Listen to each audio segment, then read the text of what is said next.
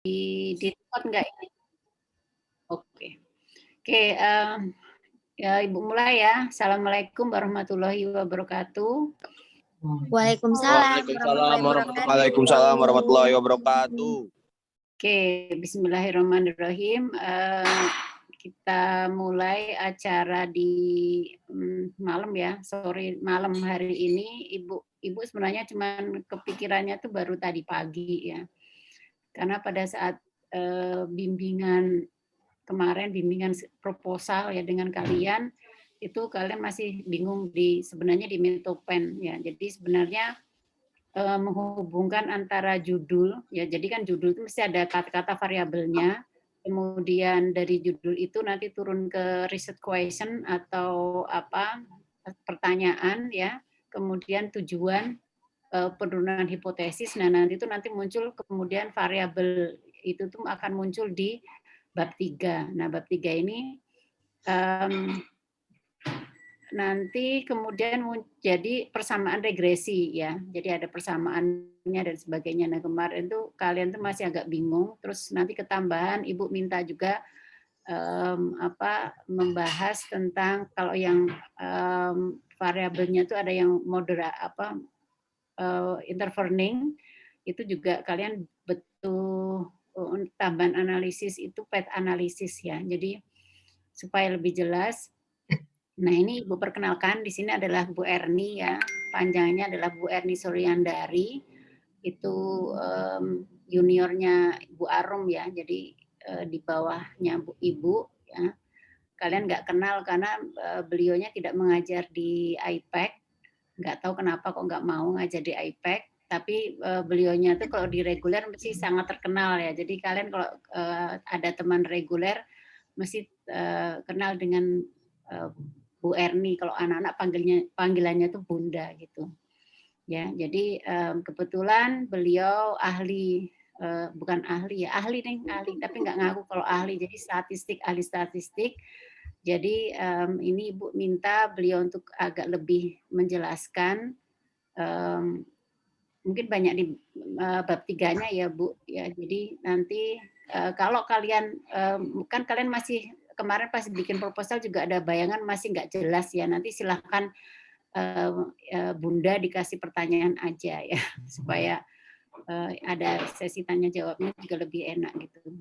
Oke, mungkin gitu aja awalan dari Ibu. Nanti waktu saya serahkan ke Bunda, silakan kalian yang kemarin bikin bab 3-nya tuh masih ngerambiang, itu mungkin masih bisa dijelaskan lagi karena waktu mungkin kalian ngambil mata kuliah statistika itu belum tahu bakal dipraktekkan di mana gitu.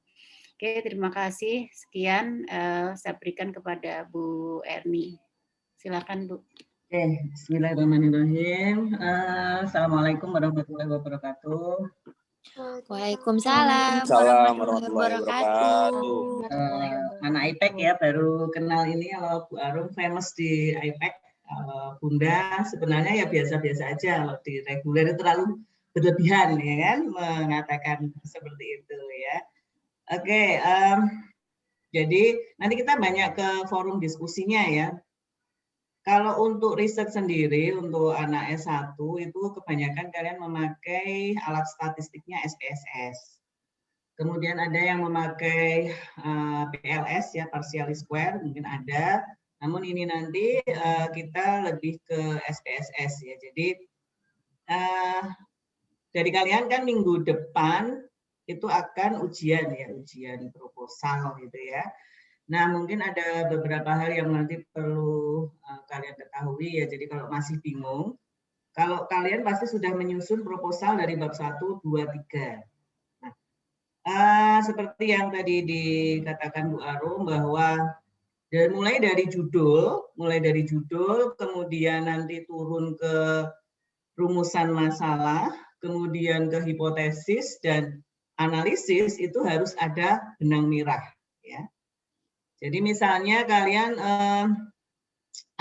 judulnya adalah faktor yang berpengaruh terhadap harga saham misalnya ya. Nah, faktornya itu seperti pada dulu praktikum itu misalnya ada ROI, ROE, ROA. ya, faktor atau pengaruh ROI, ROA dan ROE terhadap harga saham. Itu judul riset kalian. Nah, pertanyaannya atau rumusan masalahnya itu nanti harus sama seperti yang ada di judul ya, atau menggambarkan apa yang ada di judul ya. Pasti yang nomor 1 nanti apakah terdapat pengaruh ya. Kalian tidak boleh menuliskan bagaimana pengaruh, itu tidak bisa.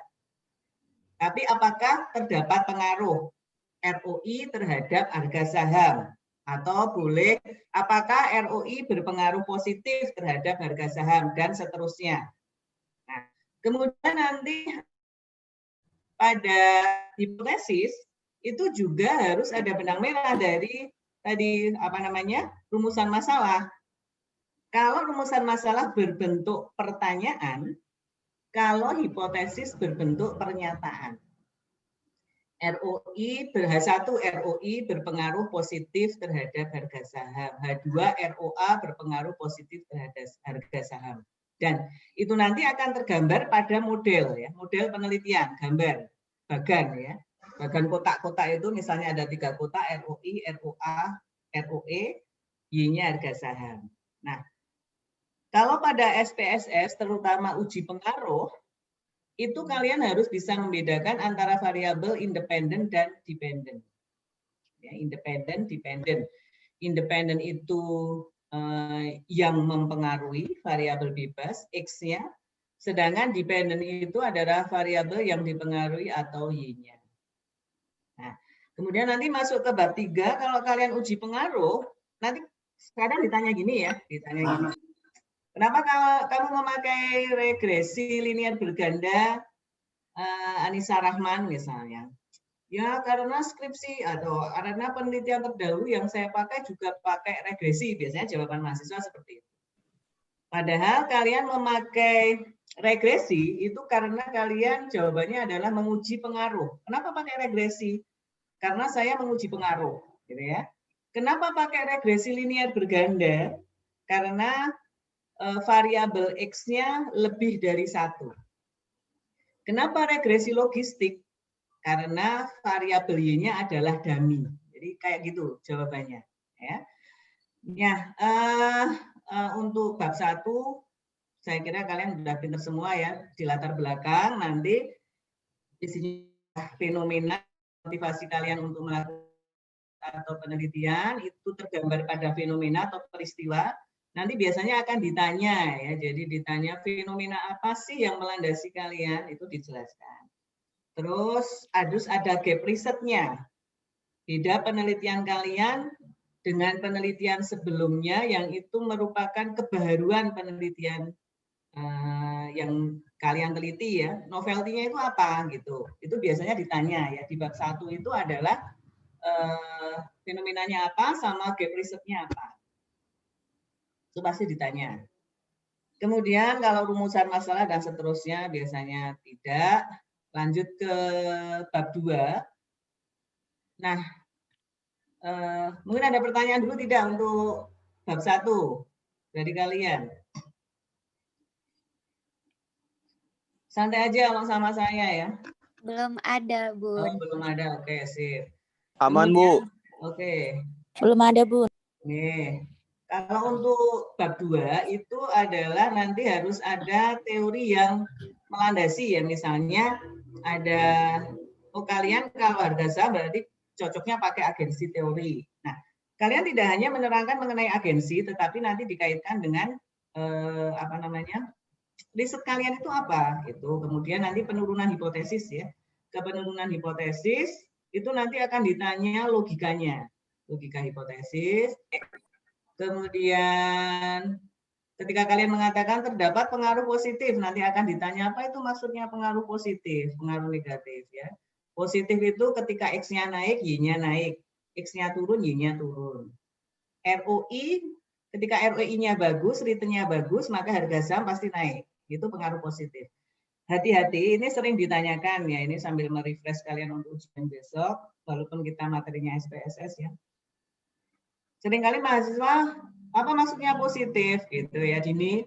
Positif itu ya pengaruh baik atau sangat berpengaruh, gitu. Itu salah ya. ya. Jadi positif itu adalah ketika variabel independennya naik, X-nya naik, maka Y-nya akan naik. ROI-nya naik, return-nya naik, maka harga saham akan meningkat. Kalau pengaruh negatif itu bukan pengaruh buruk ya, tetapi ketika X-nya naik, Y-nya turun. Ketika kepuasan kerja tinggi, maka keinginan berpindah akan menurun. Nah, itu yang dinamakan arah ya, arah positif negatif. Itu silakan dipelajari logika, kemudian nah kita masuk bab 3. Bab 3 itu ada sampel, kemudian ada definisi operasional dan seterusnya. Nah, yang paling penting adalah analisis ya. Analisis. Nah, untuk kalian apakah ada yang memakai uji beda?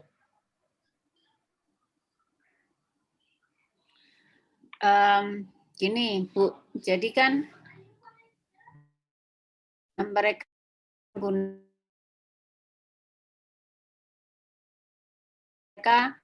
mengukurnya tuh misalnya satunya pakai ROA, satunya pakai ROE. Ya, jadi Y-nya itu kan 2 atau berarti.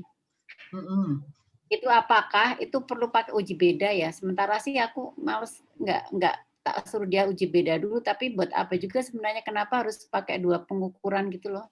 Banyak anak-anak yang itu di sini. Ya toh, Nak, apa yo yang itu? Saya, Bu. Apa, Bu? Kalau pengukurnya yang double kan, Bu? Saya. Iya. Jadi misalnya firm performance, pengaruh ini terhadap firm performance gitu kan. Nah, firm performance-nya itu diukur dengan 2 ROA sama ROE. Atau, nah jadi berarti hipotesisnya tuh ada A sama B. Nah, sekarang itu so far mereka nggak tak suruh uji beda. Jadi cuman ya pengaruh biasa untuk mencari pengaruhnya aja gitu loh. Itu tapi apakah kemarin aku mikir-mikir apakah itu perlu ditambah dengan uji beda lah gunanya kedua. Kita mengukur dengan 2 alat ukur tuh gunanya untuk apa itu? Sebenarnya ini ya, kan ada definisi operasional dan pengukuran variabel ya. Jadi mengukur misalnya untuk apa manajemen laba ya. Manajemen laba misalnya ada yang pakai discretionary accrual, ada yang pakai jadi discretionary accrual itu ada model modified Jones, ada yang model lain gitu ya. Terus mahasiswa pakai dua-duanya gitu ya. Kalau saranku ya, saran Ibu Bunda ini pakai salah satu pengukur saja. Gitu loh. Jadi misalnya kita total aset atau apa ya, yang harusnya kita bisa mengukur return itu kita bisa ukur memakai return on asset, return on equity, return on investment. Salah satu aja yang kita pilih, gitu loh. Untuk mengukurnya. Nggak usah pakai uji beda itu. Kalau uji beda itu adalah jika kita membandingkan misalnya kinerja perusahaan, kinerja keuangan perusahaan di Indonesia dan Malaysia. Itu baru kita uji beda. Tapi kalau alat ukur itu nggak perlu. Jadi nggak perlu hipotesisnya A dan B, H1A, H1B itu nggak perlu. Gitu loh. Bunda mau nanya. Kalau misalkan kan saya pakai pemoderasi. Ya. Nah, itu pemoderasinya itu 2 pengukur. Itu gimana? Oh, 2 variabel. 2 variabel moderat. Oh ya, nanti tak jelasin. Oke, enggak apa-apa kalau itu. Variabel moderatnya 1. Tapi kan punya saya itu good corporate governance, jadi pemoderasinya. Nah, itu pengukurnya itu pakai komite audit sama komisaris independen, nggak apa-apa? Nggak apa-apa. Ya itu namanya jadi 2 variabel sayang. Jadi mekanisme GCG itu kamu ukurnya pakai komite audit sama misalnya komisaris independen. Jadi 2 variabel itu. Jadi dimensi yang ada di GCG itu ada 2 gitu. Nah itu nanti Nisa nambahkan di batasan masalah ya harusnya. Batasan masalah adalah mekanisme GCG yang dipakai dalam penelitian ini, komite audit dan komisaris independen. Dijadikan 2 hipotesis. Tidak A dan B, tetapi H1, H2. Karena itu 2 pengukur. Paham nggak? Iya, Bunda, tapi waktu proposal yang kemarin itu pas udah diumulin nggak ada pembatasan masalahnya. Ora apa-apa. Itu kan nanti hubungannya sama Bu Arum. Jadi misalnya di situ di oke gitu, nanti itu Siapa tuh ini tuh yang dirubahin. nanya? Dirubahin Iya. apa? Jadi misalnya nanti kamu di skripsimu itu belum harus ditambah batasan masalah, walaupun nanti tidak disinggung-singgung ya pada saat ujian proposal, kemudian nanti pemecahannya itu salah ya, GCG-nya apa? Yang komisaris independen. Komite audit berpengaruh atau bagaimana? Komite audit memperkuat hubungan antara profitabilitas dengan agresivitas pajak. Nah, berarti itu kan nanti satu variabel tersendiri sebagai moderasi. Ya. Iya, Bunda. Oke. Jadi itu tidak dibuat misalnya H1A, H1B, tetap H1, H2 gitu. Dua variabel. Jadi moderatmu itu ada dua. Komite audit sama komisaris independen. Gitu. Tapi itu merupakan komponen dari GCG gitu loh. Jadi kalau misalnya kamu mengatakan dengan GCG sebagai variabel pemoderat itu ya nggak apa-apa. Atau dengan komisaris independen, dengan komite audit dan komisaris independen sebagai variabel moderasi juga boleh, judulnya seperti itu. Oke, kemudian nanti persamaannya juga nanti akan Bunda jelaskan nanti. Yang kemarin yang Ibu kasih suruh A sama B itu siapa ya? Nah, yang kamu siapa? Tata. Oh, Ta, gimana tuh, Ta? Coba, Ta. Jadi kan GCG-nya proksinya 2. Dan Ibu nyuruhnya dibikin itu aja pakai A, B gitu. Duanya apa, Nduk? Dua itu apa? Variabel proksinya pakai apa GCG-nya?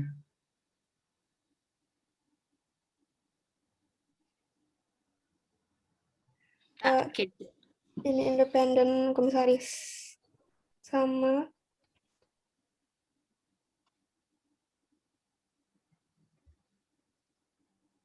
apa? Yaitu dewan komisaris sama dewan komisaris independen. Ya, itu dijadikan dua hipotesis saja. Jadi kan mesti kamu kan pengaruh misalnya A, B, C, D terhadap apa dengan komite audit dan komisaris independen sebagai variabel pemoderasi gitu judulnya. Iya. Berarti nanti jadi dua hipotesis. Saya nanti jelaskan. Yang lainnya ada yang intervening kah? Ada. Ada. Ada yang regresi linear berganda biasa? Ada. Ada ya. Oh, sekarang Pak share screen ya.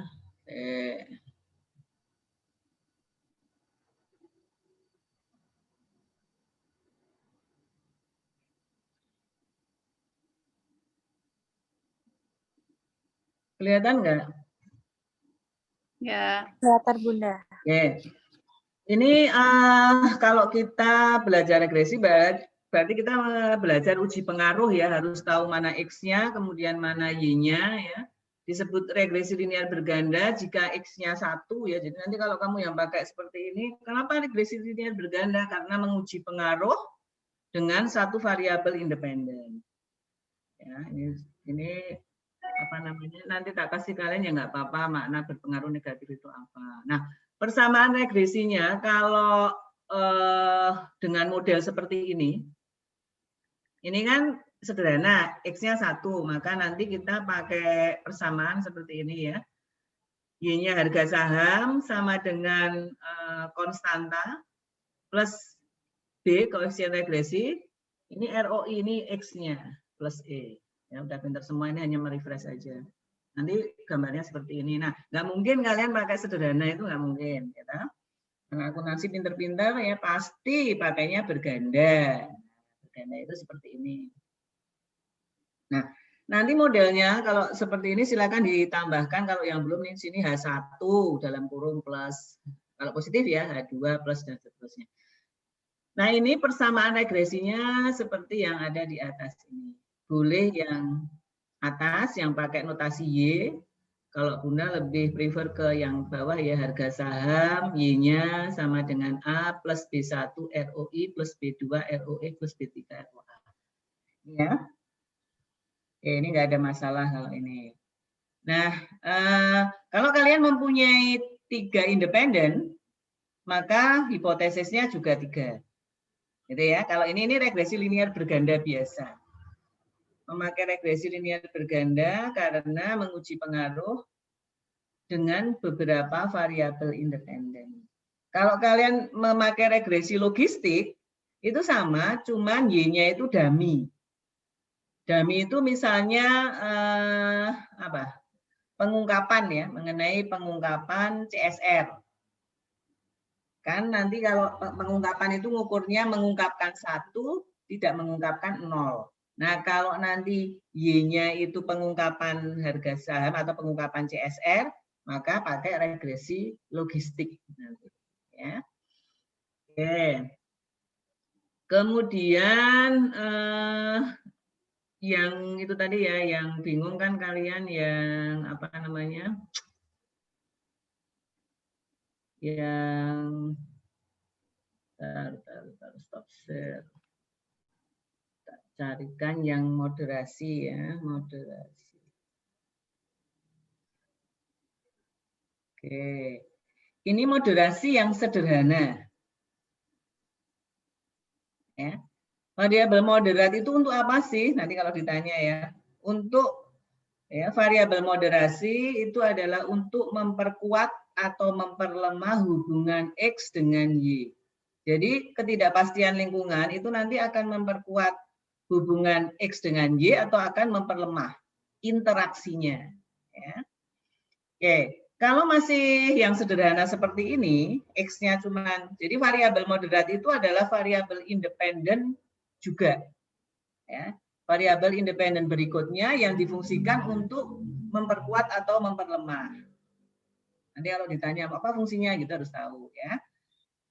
Nah, ini kalian harus membuat persamaan regresi seperti ini ya. Jadi kinerja manajerial Y-nya sama dengan A plus B1 X1 sentralisasi.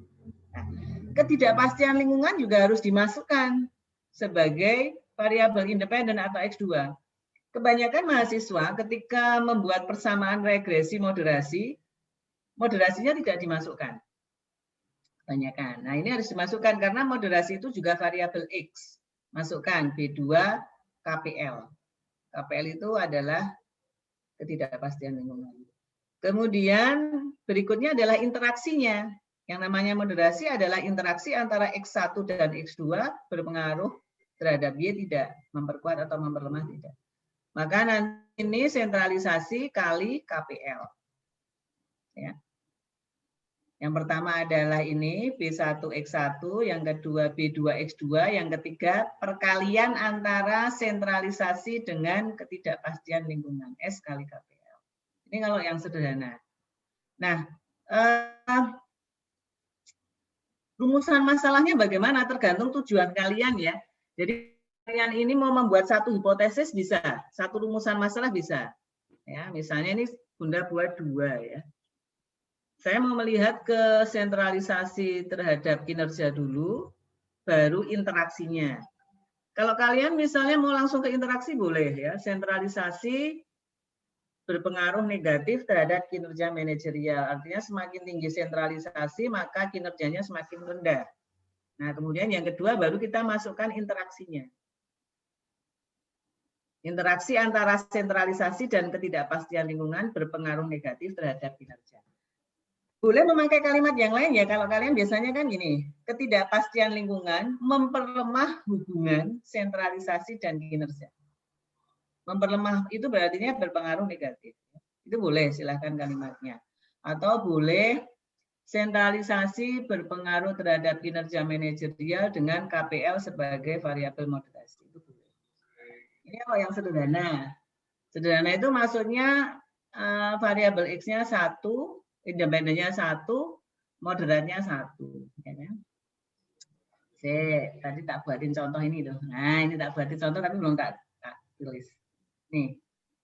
Pengaruh kepuasan kerja, komitmen organisasi, dan job insecurity terhadap kinerja dengan locus of control sebagai variabel pemoderasi.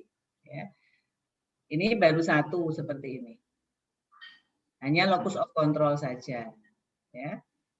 Nah, ini ada berapa rumusan masalah itu tergantung tujuan kalian. Ya. Jadi misalnya kalian membuat rumusan masalah ya. Rumusan masalah.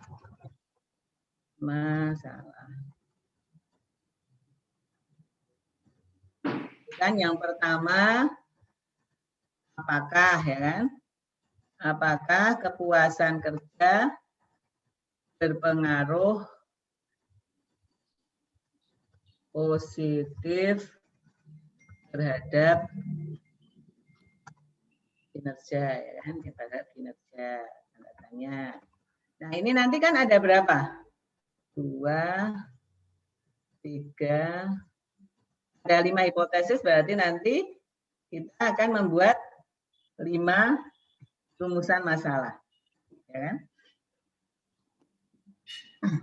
Nah, kalau misalnya di sini selain locus of control itu ada variabel yang lain, ya ini juga hipotesisnya nanti misalnya yang 45 itu kan yang locus of control ya. LOC memoderasi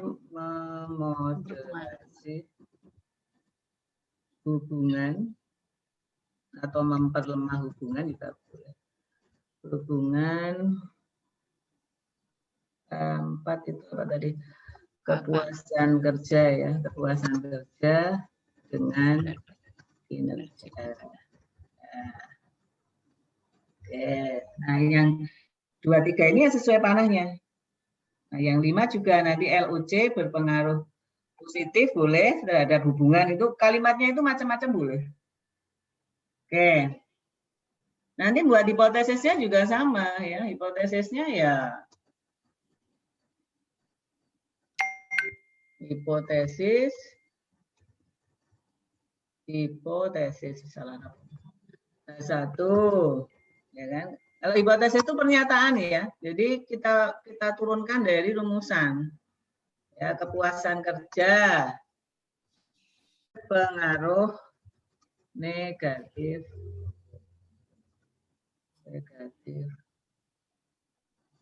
terhadap kinerja. Nah, ini pernyataan ya. Berpengaruh positif ya. Positif terhadap kinerja itu berbentuk pernyataan, jangan pertanyaan. Nah, kalau misalnya kalian sampai membuat H1A, H1B, itu biasanya adalah misalnya apakah revaluasi aset, apakah misalnya total aset berpengaruh terhadap revaluasi aset di Indonesia, itu H1A. H1B, apakah total aset berpengaruh terhadap revaluasi aset di Malaysia, itu H1B. Ya. Tapi kalau kasusnya seperti kamu tadi enggak, Mbak. Jadi dibuat H1, H2. Ya misalnya gini ya. Berarti kamu nanti kan buatnya gini. H2 misalnya. Ya. Apa tadi independennya apa, Mbak?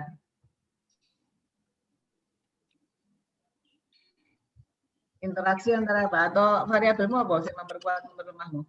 Saya, Bunda. Komite audit memperkuat hubungan antara profitabilitas dengan agresivitas pajak. Perkuat hubungan antara profitabilitas dengan apa? Agresivitas pajak, Bunda. Agresivitas. Bunda, maaf sebelumnya memotong.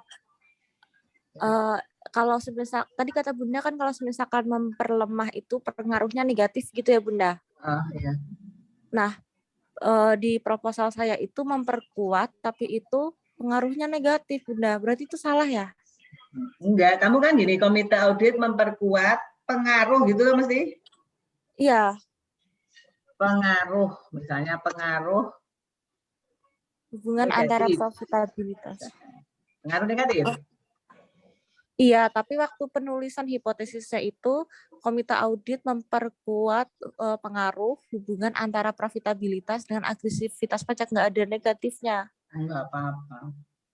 Enggak apa-apa, nanti itu kamu tambah aja nanti kalau udah skripsi. Jadi secara logika, komite audit itu nanti dengan adanya komite audit, berinteraksi dengan profitabilitas itu nanti menaikkan atau menurunkan agresivitas pajak kan gitu. Baik, Bunda. Jadi ini nanti ditambahkan nggak apa-apa. Secara logika ya, logika itu gini. Ketika kita rajin belajar, maka nilai kita akan bagus. Ya nggak? Nggak mungkin nanti ketika kita rajin belajar, nilai kita akan turun. Itu logika loh. Frekuensi belajar berpengaruh positif terhadap nilai. Tapi hasil penelitian bisa terjadi frekuensi belajar atau menurunkan nilai. Bisa. Alasannya apa? Mungkin kita salah metodenya ya. Pada justifikasinya karena salah metode. Kita rajin belajar matematika tapi cuma dibaca. Nah, nilai kita tetap buruk karena kalau matematika akuntansi itu kan harus pakai latihan, statistik itu pakai latihan, nggak cuma dibaca. Tapi secara logika, kalau kita rajin belajar, nilai itu akan naik, itu logika. Secara logika, ketika kita puas bekerja, maka kinerja kita akan naik, itu logika. Tapi kok ternyata hasilnya ketika kita puas, kinerjanya turun. Oh, mungkin karena kita puas di salah satu faktor kepuasan kerja, kita puas di salarinya, tapi ternyata rekan sekerjanya tidak mendukung. Nah, itu sehingga walaupun kita puas, kinerja kita turun karena kalau masuk kantor stres, kok dirasani, misalnya kayak gitu. Nah, jadi ini nanti harus dikasih, Mbak, nanti. Jadi gini ceritanya. Untuk proposal, tidak perlu galau dan risau. Berdoalah dapat dosen yang cerewet proposal. Misalnya dapat Pak Barul. Misalnya dapat siapa ya si Angel ini? Dapat banyak masukan, misalnya Sekar misalnya. Atau siapalah. Itu untuk proposal. Karena dengan dosen yang cerewet, yang galak, yang banyak masukan, itu proposal kalian akan semakin bagus. Ya. Justru ketika masukannya banyak itu baik. Dan tidak ada yang namanya proposal itu tidak lulus. Pasti lulus dengan revisi. Ya. Itu yang pertama. Yang kedua, nanti kalau ujian skripsi, berdoalah memperoleh dosen Bu Arum dan siapa yang enak. Gitu ya. Kalau Bunda nggak mungkin kan dengan efek gitu ya. Karena dan kita itu kalau di misalnya Bu Arum di reguler itu kita dipisah, nggak boleh jadi satu. Karena kita setipe dan sejenis, ya kan? Enaknya katanya gitu. Jadi aku enggak mahasiswanya kepenaan gitu. Ada yang enggak. Jadi misalnya, aduh Bunda belum ada batasan masalah, aduh Bunda belum ada arahnya negatif, positifnya ora apa-apa, enggak apa-apa. Nanti tinggal ditambahkan. Aduh Bunda ini kok kurang tepat ya, saya pecah H1A, H1B, padahal itu kan dua variabel. Ya sudah, ora apa-apa, gitu enggak apa-apa. Dalam artian nanti diperbaiki setelah proposal. Jadi proposal itu mikirnya enteng banget loh, mikirnya yang enteng. Gitu loh. Apalagi nanti kan didampingi mamita kalian itu Bu Arum itu nggak ada yang berani sama dia itu ya kan, senior. Gitu kan.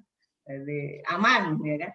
Tetapi yang diinginkan itu justru kalau Bunda itu kalau ke mahasiswaku itu selalu ngomong moga-moga dapat dosen yang cerewet gitu ya kan.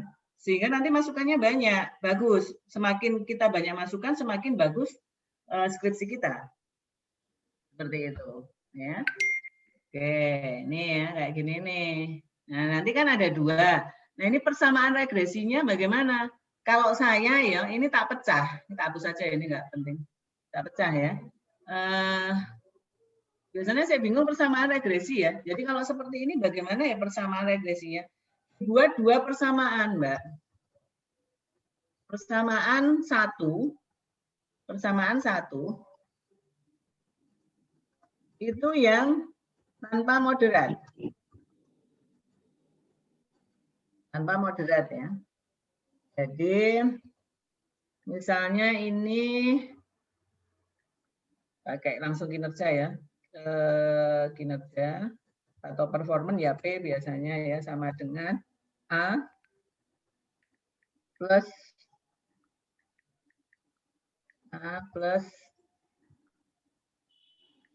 B atau B0 atau B1 ya, B1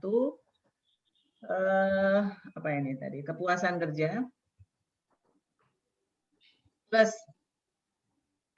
B2 apa B2-nya? X-nya komitmen organisasi ya kan, plus B3 ketidakamanan kerja atau job insecurity, plus error term ya. Ini persamaan satu itu tanpa moderasi. Jadi yang hubungannya langsung ke sini. 1, 2, 3. Kemudian berikutnya adalah persamaan 2. Persamaan 2 ya. Persamaan 2 itu yang pakai moderasi.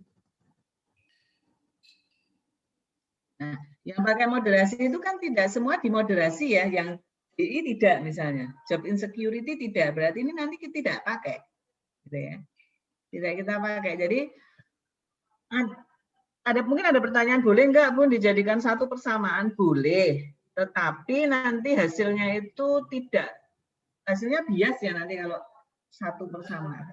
Jadi kalau ada moderasinya, satu ya kalau moderasi tuh kayaknya. Iya Mbak. Tak jadiin satu. Oh, jadikan satu. Ya ora apa-apa.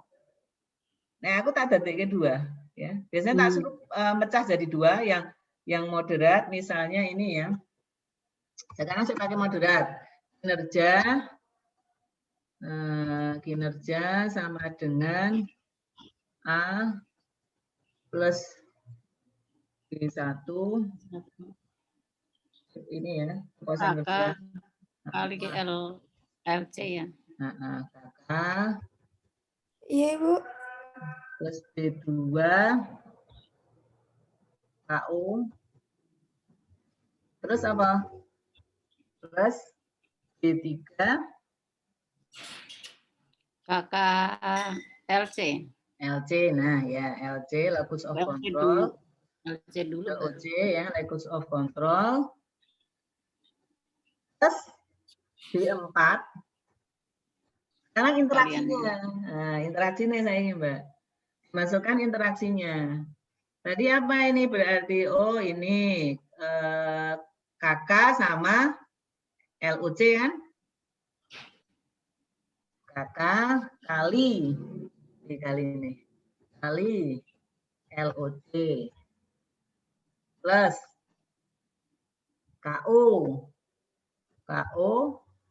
kali LOC plus E. Jadi nanti ketika ada 2 regresi, 2 persamaan, maka meregresinya 2 kali Mbak. Jadi nanti ono tabel persamaan regresi 1, persamaan regresi 2. Ujinya juga uji asumsi klasiknya sama, ada 2 tabel. 2 tabel. Jadi misalnya uji heteroskedasisitas untuk persamaan 1. Uji atau model 1, uji heteroskedasisitas untuk model 2. Normalitas model 1, normalitas model 2. Oke, ini jangan sampai tidak terikut locus of control ini.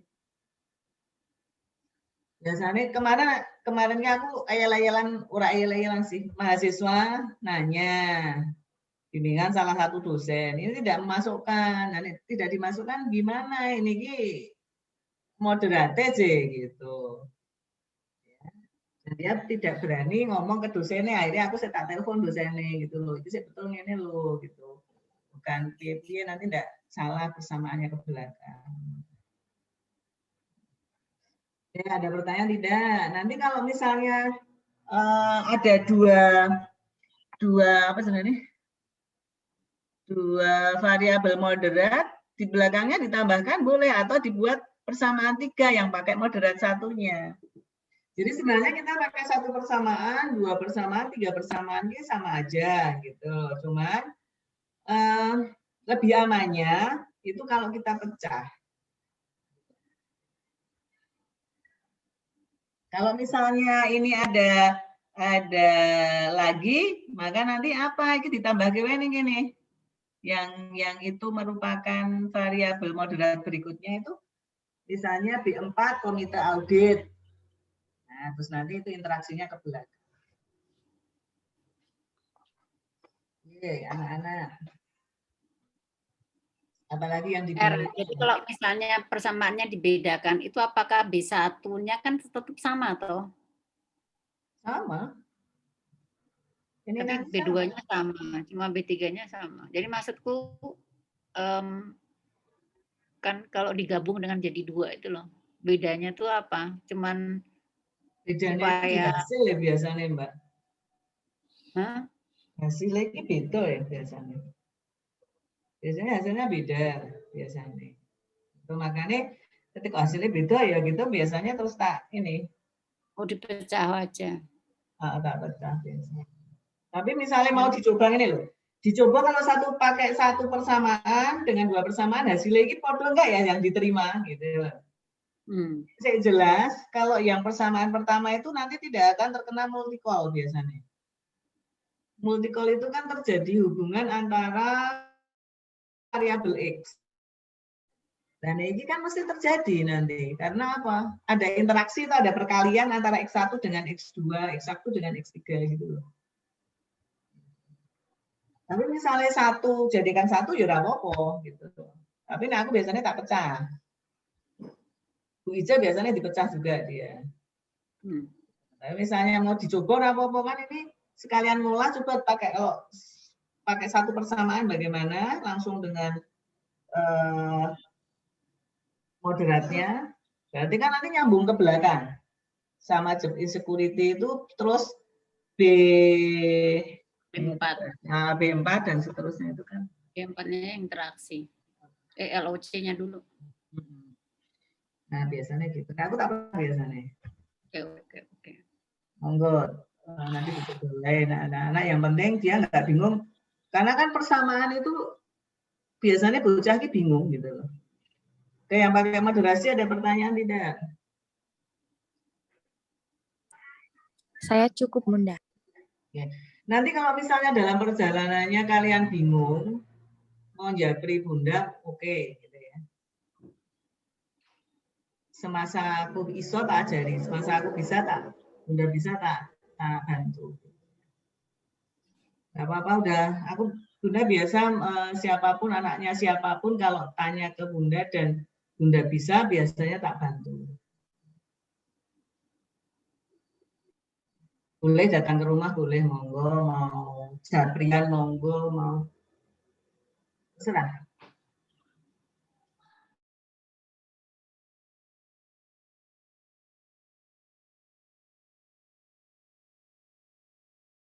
Kalau saya masih terbangun dan tidak pas setir gitu, mesti oke, sekarang aja gitu.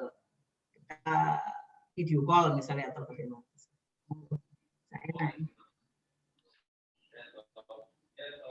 Oke ya, pakai moderasi. Yang lainnya bagaimana?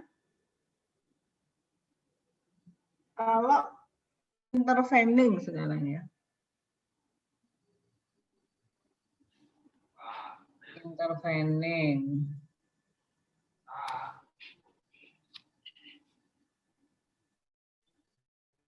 Variabel intervening itu variabel antara ya. Jadi dia berfungsi untuk melihat pengaruh langsung atau tidak langsung X terhadap Y.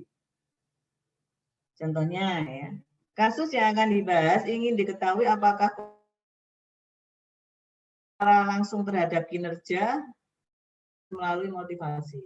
Atau biasanya judulnya kalian kan pengaruh kompensasi terhadap kinerja manajerial dengan motivasi sebagai variabel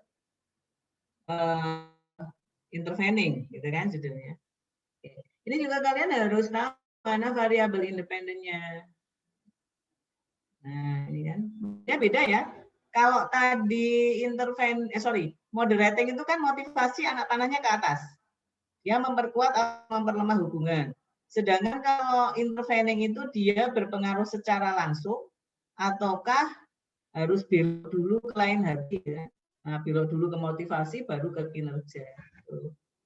Jadi kita itu kalau intervening itu menguji pengaruh langsung atau tidak langsung. Kalau ditanya jangan gelap dulu ya, kalau ditanya itu yang meyakinkan. Apa sih fungsinya intervening? Maka intervening ingin melihat pengaruh langsung atau tidak langsung hubungan antara kompensasi ke kinerja. Apakah harus langsung ataukah melalui motivasi? Nah, itu nanti berarti mungkin mulai ini ya agak berbeda ini ya. Itu nanti kita harus melihat anak panah. Anak panah yang pertama itu adalah ke motivasi, ke intervening. Karena kita akan melakukan 2 kali regress. Ini ke motivasi. Regress pertama. Regress kedua adalah nanti ini kompensasi motivasi ke kinerja. Jadi Y-nya itu seakan-akan ada 2. Ya, kalau kita memakai intervening, kita melakukan 2 kali regress. Kalau kita memakai moderating, kita memakai 1 kali regresi bisa dengan persamaan 1, atau memakai 2 kali regress dengan 2 persamaan tadi, tapi Y-nya sama kalau moderasi. Kalau moderasi Y-nya sama. Kalau intervening Y-nya menjadi berbeda. Ya, jadi yang pertama gini, mesti pertanyaannya kan kita, apakah kompensasi berpengaruh positif terhadap motivasi di sini? Nih, 1. Kemudian nanti yang kedua, apakah kompensasi berpengaruh positif terhadap kinerja? Y-nya jadi berbeda, tadinya motivasi jadi kinerja. Ya. Kompensasi ke motivasi, kemudian kinerja. Kemudian yang ketiga, apakah motivasi berpengaruh terhadap kinerja? Apakah kompensasi berpengaruh terhadap kinerja melalui motivasi? Kompensasi berpengaruh terhadap kinerja melalui motivasi. Yang dimaksud 2 kali regress bagaimana? Ini yang pertama kita regress adalah yang kompensasi ke motivasi. Regress pertama. Ya, ini seperti ini ya. Regress sehingga dilakukan 2 kali regresi. Regress yang pertama kompensasi terhadap motivasi. Regress yang kedua, kompensasi dan motivasi terhadap kinerja manajerial. Jadi, ini ke sini dulu, independen ke interveningnya dulu. Berapapun independennya ke intervening dulu.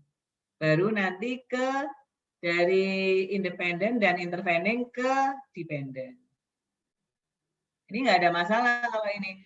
Nah, yang ditanyakan Bu Arum tadi kan, nanti kan ada tambahannya PET analisis, betul. PET analisis itu nanti tinggal kita itu dapat koefisiennya, ini besar mana gitu loh. Jadi misalnya ini C-nya itu, misalnya C-nya 8. Kemudian ini bitanya ya. Kemudian ini misalnya 2. Misalnya ini 5. Nah, yang dimaksud itu adalah untuk melihat motivasi itu intervening tidak atau menjawab pertanyaannya yang 4 itu dengan melihat ini, angka ini, bitanya. Ya. Ini 8, kemudian ini 2 kali, sebentar, 2 kali berapa ini? 5 ya, 10. Berarti 8 sama 10 banyak 10. Maka motivasi adalah variabel intervening. Tapi kalau misalnya di sini 15 sama perkalian 2 kali 5 banyak mana? Oh, banyak 15. Berarti motivasi itu bukan variabel intervening. karena dia besarnya lebih besar ke hubungan langsungnya daripada tidak langsungnya. Tidak langsungnya cuma 10, langsungnya 15. Berarti yang keempat ini tidak terjawab ya kan, tidak berpengaruh. Tuh, caranya seperti itu.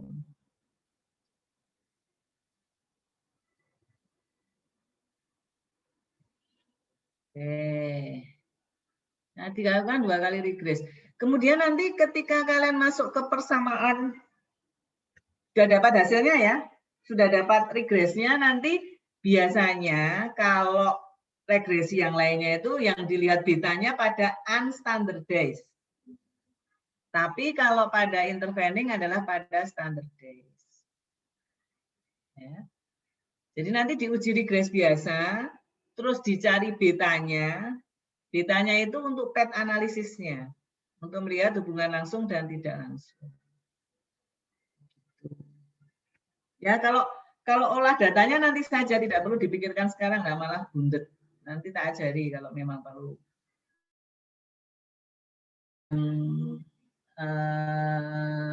Untuk apa sih PET analisis? Itu analisis tambahan untuk melihat apakah dia merupakan variabel intervening atau bukan.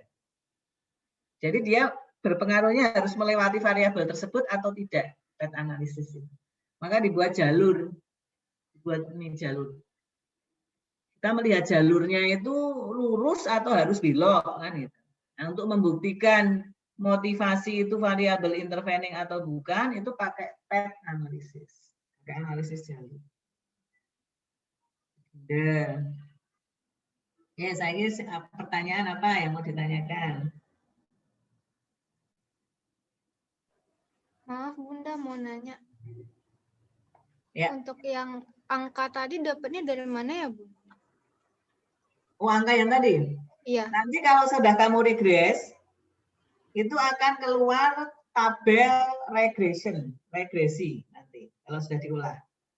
Kemudian ada beta, ada kolom beta. Nanti kan kalau di SPSS kemarin kan ada tabel koefisien, kotak koefisien itu untuk regresinya. Terus ada betanya. Nah, itu dari kolom beta itu.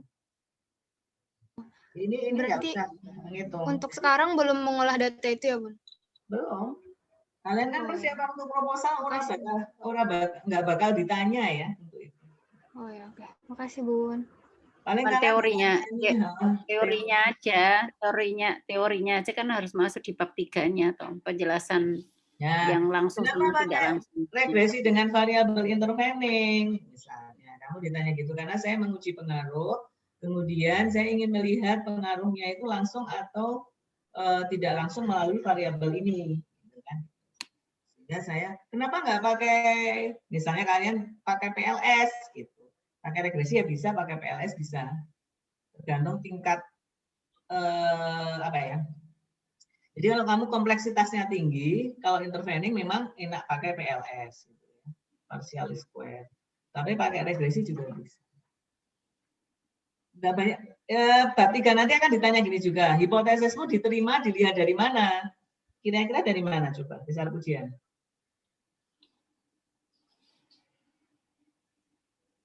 Dijawab aja, nggak perlu takut. Apakah wajahku menakutkan, Mbak? Uji T-nya dilihat, hipotesis itu uji T. Apa kriterianya? Halo, kok pada anteng ya? Kalian jangan ini ya. Ini, Mem. Kalau kalian ditanya alat statistik kalian apa, jangan memakai uji T ya. Jangan memakai uji F. Tapi kalian pakai apa? SPSS, Mem. Bukan, itu softwarenya. Oh, softwarenya. Apa tadi? Kan katanya pakai regresi, ya kan? Oh, saya pakai regresi linear berganda. Oh, saya pakai MRA, Moderated Regression Analysis. Oh, saya pakai regresi dengan PET Analysis. Itu jawabnya. Kalau misalnya ditanya, alat statistiknya apa? Gitu ya. Jangan bilang memakai SPSS, itu softwarenya. Tapi alatnya apa? Oh, saya pakai regresi. Oh, saya pakai PLS. Oh, saya pakai uji beda. Ya. Hipotesismu diterima dilihat dari apa? Yang pertama adalah nilai sik itu lebih kecil dari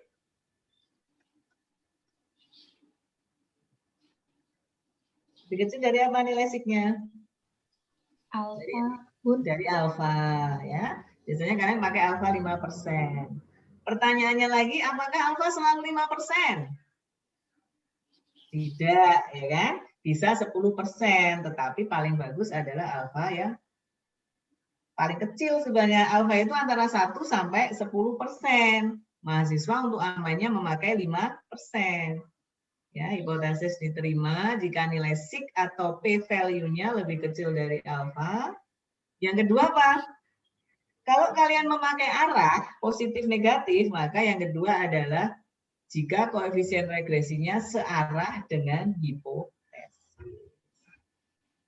Tuh, biasanya ditanya ya kayak gitu sih. Kok sampelnya ini perusahaan, kenapa memakai perusahaan manufaktur misalnya?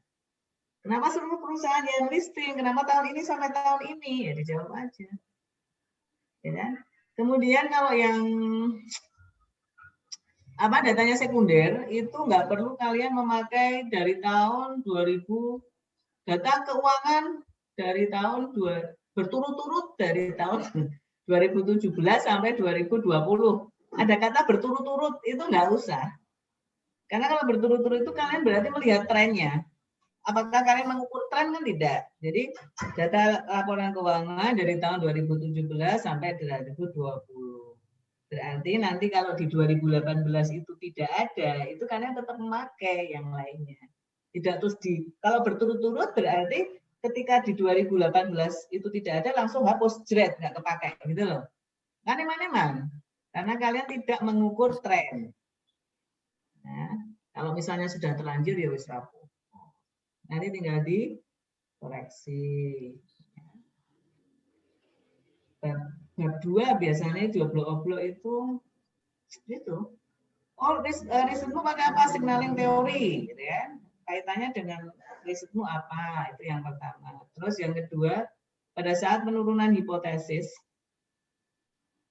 itu kan harus ada yang pertama logika, yang kedua penelitian terdahulu yang sejenis. Sejenis itu kalau berpengaruh positif, ya masukkan yang positif-positif. Yang ketiga adalah teorimu masukkan lagi. Ya, kalau belum dimasukkan, besok dimasukkan. Nanti ini kok belum ada teori yang dimasukkan, tinggal jawab, besok saya masukkan Bu. Ini salah, ya besok saya koreksi Bu kan. Tidak ada tidak lulus. Jadi apa ya? Kedepannya nanti kalau misalnya ada kesulitan di itu boleh bantu. Ada lagi?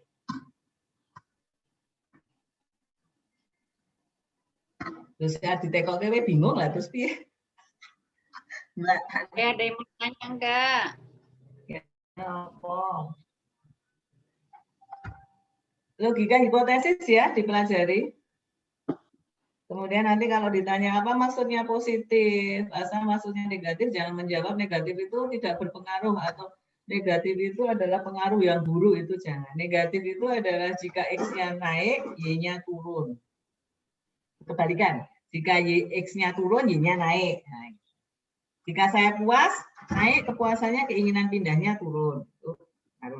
Itu makna ya, ada maknanya. Bukan makna, oh pengaruh positif itu pengaruh baik-baik saja. Atau ada pengaruh itu tidak. Itu sepele tapi sering kemudian membuat kecewa penguji, wah mungkin ngono ora iso gitu loh. Kemudian nanti kalau ujian pakai laptop, jangan pakai HP. Ya, sekali-kali. Disiapkan karena kemarin ini kapan ki HP kabeh Mbak? Dilalah pas karo Bu Ira. Aku sampai ngomong kulo nganu lho darah tinggi lho ora mbok wis aku. Anaknya dewe-dewe. Nah, kenapa emang kalau pakai HP? Ora iso share screen. Oh, ya iya. Nggak iso gitu loh. Padahal skripsi, ujian skripsi. Ya aku ya menang wae. Iya, dinesoni yang memang nggak siap, laptopnya rusak, ada yang nggak punya laptop. Kenapa nggak pinjam bla bla bla. Wis terlanjur lah. Ya wis dijelaske wae. Kalau dulu sih pernah ada, ini juga mungkin Ibu belum pesan ya. Jadi ada pas ujian itu temannya tuh ikut di belakangnya gitu loh. Jadi kalau ada pertanyaan, terus BCI, nah, marah ini si Evi marah. Terus akhirnya minta diuji ulang sendiri. Nah ya jangan kayak gitu yang jujur aja. Jadi nggak usah nggak pede ya. Kamu belajar, makanya Ibu minta kamu tuh belajar baca setiap hari paling tidak itu memahami. Enggak, kalau nggak lulus ya pasti lulus ya, karena itu proses ya. Proses. Kalau tidak bisa menjawab pertanyaan 1, 2 itu biasa. Kemudian satu lagi, jangan sekali-kali mengatakan kata Bu Arum, itu nggak boleh. Secara etika itu menyebalkan ya. Walaupun mungkin Bu Arum atau Bunda ini salah ya toh. Tapi jangan sekali-kali mengatakan kata Bu Arum ini suruh gini gitu. Orang lulus menurut ya toh. Kalau kayak gitu, secara etika itu nggak boleh. Jadi jangan sekali-kali walaupun itu salahnya dosen ya. Jadi gini ceritanya, dosen itu manusia biasa, bisa salah ya. Kalau kalian bimbingan itu boleh berargumen ya. Kalau ini Bunda oleh ngeyel orang aku asal tepat itu tak benarkan gitu. Oh ya berarti aku salah kan gitu. Jadi jangan sampai, dulu pernah ada Alek Mbak, Pak Alek. Hipotesis diterima jika nilai SIK-nya lebih kecil. Terus betul mahasiswa itu. Disuruh ganti lebih besar sama beliau. Terus, ya aku nanya lagi, artinya kan tidak semua orang juga pinter statistik gitu loh. Gitu. Nah pas ujian, mengatakan, kata si Bapak, ini lebih besar. Gitu ya. Oh, harusnya lebih kecil Mbak. Bilang gitu. Terus, udah selesai ujian, oke, ya Bu, nanti saya betulkan. Oke. Yang tidak meluluskan justru dosen pembimbing karena tersinggung. Padahal nek bagiku udahlah gitu loh. Gitu. Nek misalnya ada yang kata Bunda kemarin, aku menang wae. Oh iya, nek aku nek Bunda langsung tak salah. Iya memang aku mana saya salah ya teliti. Nah, tapi kan dosen berbeda-beda, jadi jangan sekali-kali secara etika menyebut nama dosen pembimbing ataupun misalnya dosen statistiknya dulu siapa. Kata ini kemarin Bunda, nih ketemu Bunda lah masalah, nah aku santai ya. Tapi kalau ketemu misalnya siapa gitu yang tersinggung, nanti kamu malah nggak lulus. Jadi jangan menyebut nama dosen pembimbing atau dosen siapa. Hati-hati ya kayak gitu. Disiapkan sebaik-baiknya, walaupun mungkin hanya ujian proposal ya hanya ya, tapi mulai dari tepat waktu masuk disiapkan. Oh, laptopnya rondo error, pinjam kayak gitu ya. Pinjam masalah, jangan memakai HP, ya kan? Sudah standby 15 menit sebelumnya, jangan dicari-cari, kan itu hadiah nih, gitu kan? Makanya jengkel penguji misalnya, kayak gitu itu jangan. Kemudian nanti kalau mendengar dosen bertanya, silakan dicerna sebentar, kemudian dijawab. Ya. Jadi cepat jawabnya, jangan gitu, kelamaan itu juga mempengaruhi performa. Jangan membuka-buka skripsi kalau tidak disuruh. Yang berkaitan dengan proposal, adakah pertanyaan lagi? Silakan. Saya enak. Jadi apa saja silakan. Mau ditanyain nggak? Ibu mau nanya. Oke, Wenda. Tadi bisa dijelasin ulang nggak yang hipotesis kalau ditanya pakai uji apa gitu? Oh,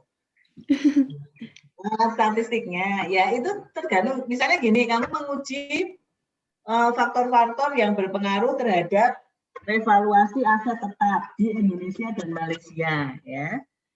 Terus kamu memakai alat uji apa? Atau alat statistik apa ujinya? Saya pakai regresi untuk hipotesis 1 sampai 5. Kemudian untuk hipotesis 6 karena menguji evaluasi aset di Indonesia dan Malaysia, saya memakai independent sample test. Jadi sesuai kamu itu kalau uji pengaruh ya pakai regresi. Kalau uji beda ya tergantung uji bedanya apa. Oh, uji beda 2 rata-rata berarti pakai independent sample test.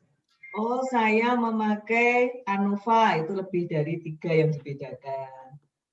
Tergantung seperti jadi analognya itu kalau kalian kenapa ya pakai baju pesta? Lah aku mau ke pesta kok gitu kan jawabannya. Bukan kenapa ya pakai regresi? Karena saya meniru dari skripsi yang tahun kemarin misalnya. Itu bukan jawaban. Kenapa pakai regresi? Karena saya menguji pengaruh. Mengapa regresi linear berganda? Karena menguji pengaruh beberapa variabel independen terhadap satu variabel dependen. Siva, kenapa pakai regresi logistik, nggak regresi linear saja? Ya karena variabel Y-nya saya variabel dummy. Nah, kan gitu. Uji pengaruh dan variabelnya dummy Y-nya. Seperti itu jawabnya. Kenapa pakai MRA, moderated regression linear analisis? Karena saya menguji pengaruh beberapa variabel independen dan ada variabel moderasinya. Jadi taktis gitu loh. Biasanya ditanya sih, si pengujinya aku tak tekoin, ngapain ya Mbak pakai alat ujimu apa Mbak? Regresi. Kenapa pakai regresi? Enteng kayak gitu sebenarnya gampang, tapi mahasiswa kalau nggak belajar nggak bisa. Biasanya alat statistikmu apa? Kamu ujinya pakai apa? Pakai uji T. Ya. T itu adalah salah satu uji yang ada di regresi. Ada uji nilai T, uji nilai F, dan ujian determinasi atau adjustment.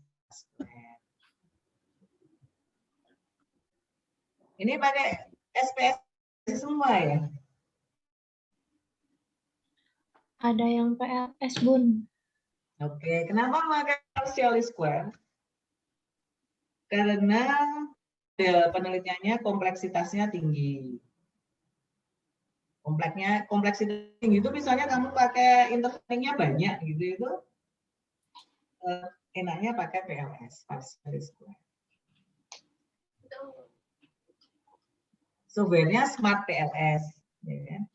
Nah, kamu harus mencari yang pakai PLS ya, kelebihan PLS dibanding SS itu apa? Karena sebenarnya pakai SPSS bisa, tetapi kenapa pakai PLS? Karena PLS lebih praktis ya nanti. Hubungan langsungnya, tidak langsungnya, direct and directnya itu langsung kelihatan nanti kalau pakai PLS. Sedangkan kalau pakai SPSS nanti berkali-kali ngitungnya. Jadi lebih simpel memakai PLS. Lagi. Yang penting sebenarnya konsepnya kalian memahami ya konsep skripsi penelitian kalian. Oh, saya mengambil judul ini karena transparansi laporan keuangan. Misalnya, oh karena fenomena yang terjadi di DIY itu laporan keuangan itu tidak transparan, ditunjukkan dengan laporan keuangan yang diperiksa atau diaudit misalnya. Nah, itu seperti itu ya. Jadi fenomenanya harus tahu. Bedanya apa dengan penelitian yang kemarin? Oh, saya menambah variabel. Oh, saya mengganti dari perusahaan manufaktur menjadi tambang. Itu gap research yang beda. Ada lagi? Silakan. Bun mau tanya, kalau misalnya pakai variabel moderasi juga bisa menggunakan PLS? Oh, bisa. Yang regresi biasa, yang hubungan langsung kayak tadi itu regresi linear berganda pakai PLS sudah bisa. Oh iya, makasih Bun. Bisa semua, data primer, data sekunder bisa. Sama. Kemudian nanti kalau yang data sekunder ditanya gini, Kenapa ya nggak pakai uji validitas reliabilitas? Jangan menjawab saya lupa. Ya jawab aja karena data saya sekunder, tidak ada instrumennya, tidak ada kuesionernya toh kalau sekunder itu maka tidak perlu diuji validitas dan reliabilitas. Tapi kalau ada kadang-kala kalau ada dosen iseng nanya gitu, mahasiswanya jawabnya, oh iya besok saya tambahkan. Salah. Lulus, ya lulus mau proposal, tapi nek uji skripsi ya bu ya kan nggak tahu itu kan. Walaupun lulus nanti kan pinginnya kan A. Ya. Dan di akuntansi sebenarnya nilai A itu sangat mudah. Maka belajar yang benar biar dapat A. Ya, IPEC nggak bahasa Inggris tuh, Mbak? Kalau IPEC ya. Nah, ya. Nah, itu kan yang meyakinkan masuk lega-legu. Biasanya kan Pak Yaya, baru semua Dapatnya Bu Evi kayaknya. Evi, oh enak kok nggak apa-apa. Banyak. Ya. Evi gede toh? Ya. Dan kenilai juga baik dia biasanya. Ya kan proposal jadi. Oke, nggak terasa ya waktunya udah 1 jam lebih. Kira-kira ada yang mau ditanyakan nggak? Mungkin masih bingung tanya ya. Jadi maksud Ibu tuh memberi pencerahan kepada kalian supaya membayangkan proposalnya itu seperti apa gitu. Tapi alhamdulillah semoga sedikit demi sedikit ya nanti kalian buka pikirannya tuh terbuka dengan adanya workshop di sore hari ini. Malam, Ding. Ada yang mau ditanyakan lagi enggak, Nak? Kalau misalnya belum ada, kemudian misalnya mau ngechat Bunda mau nanya boleh. Ya, misalnya saya ini kok belum ketemu ya, belum nemu pertanyaan, mau besok mau nanya boleh. Silakan ada lagi enggak yang di sini? Bertanyanya tuh nanti pas olah data biasanya. Datanya nggak normal dan sebagainya itu. Tapi kayaknya cukup ya, Nak. Oi. Halo. Ya, Mem. Iya, Bu. Iya, Bu. Hadir, Bu. Kayaknya cukup ya. Sangat jelas, Mem. Pasti setelah nonton Aldebaran. Ya, Awas. setelah nonton Ikatan Cinta dari Caca itu. Biasanya mahasiswa pun udah mau nonton Ikatan Cinta jelean. Oke, kalau tidak ada yang mau ditanyakan lagi, Bu, cukup ya, Bu Bunda. Bu. Oke, terima kasih, Bu.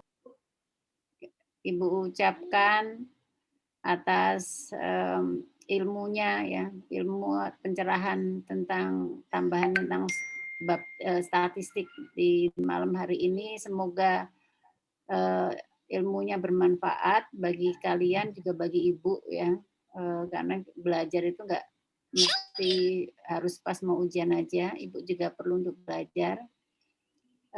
Semoga bermanfaat juga bagi Bunda ya, bagi ilmunya.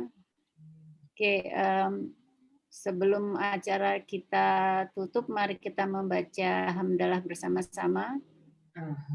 Alhamdulillahirrahmanirrahim.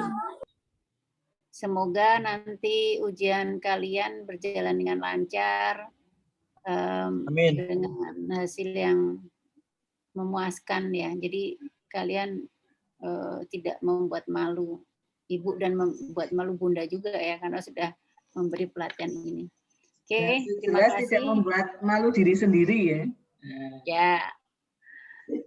Oke, terima kasih atas waktunya Bunda. Jangan kapok nanti mungkin setelah proposal nanti akan dihubungi lagi kalau misalnya pas olah data ada masalah, nanti kita bimbingan bareng-bareng gitu. Ya, boleh. Oke, terima kasih kalian. Assalamualaikum warahmatullahi wabarakatuh. Waalaikumsalam warahmatullahi wabarakatuh. Waalaikumsalam warahmatullahi Waalaikumsalam wabarakatuh. Bunda. Makasih, Mem, Mem. terima kasih Bunda. Terima kasih semuanya. Jaga kesehatan ya biar ujiannya nanti lancar. Siap, Amin. Bun. Makasih Bunda. Makasih ya, Bun. Ya, oke sayang.